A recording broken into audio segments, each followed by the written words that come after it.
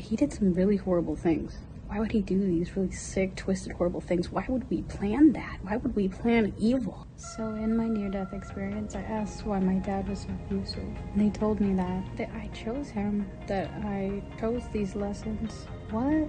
Why would I choose pain? Why would I choose to have all these struggles? Because that creates huge obstacles for me. And they said, those obstacles you have such a high chance of overcoming. Those obstacles are meant to teach you things, to help you evolve, to grow, to learn from those bad things in your life. You learn something from the bad. And I said, well, he did some really horrible things. Why would he do these really sick, twisted, horrible things? Why would we plan that? Why would we plan evil?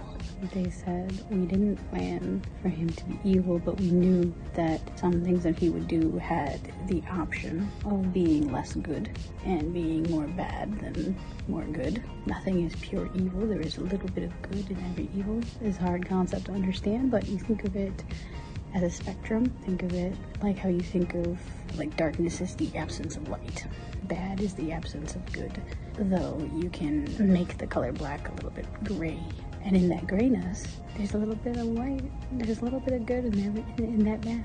So in most bad, there is good. And just like there's in most gray, there is white. So with my dad, I noticed that when I had first seen him before I got into the whole looking up at the moon, being like, ooh, that's a pretty moon, I'm gonna go up there and check it out and meet my spirit guides or these angels, whatever you want to call them, or God, you know, whatever you want to call him. I had seen my dad, and I had seen that his spirit, his energy, the light around his body didn't seem as strong as my sister's, and it didn't seem as strong as my mom's. He had very mean thoughts about himself, horrible views of himself, and that was really sad. And I noticed that there were bad spirits around him, in the barn with us, near him, and that worried me.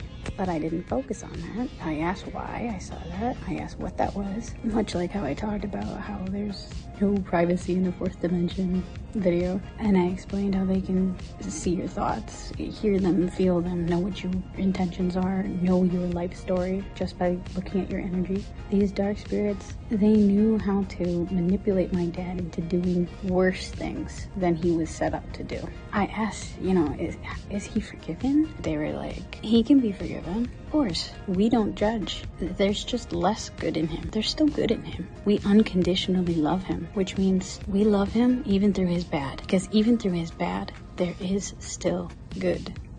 We love the good, not the bad. And if he is on a frequency that he can receive us reaching out to him,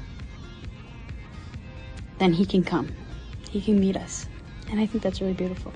So there's nothing bad that you can do that can't be forgiven, but you have to forgive yourself, and you have to be willing to watch your life review and feel all of the pain you've put others through and yourself through, animals through, bugs, whatever else through.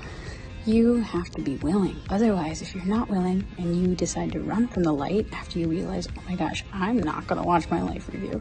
I don't deserve to feel pain or anything like that because I'm perfect in every way. And then you run from the light, you run from these beings that just want to help you, then you're going to end up a twisted earthbound spirit. That's all I can say. Understand forgiveness. You just have to forgive yourself, and you have to be willing to learn.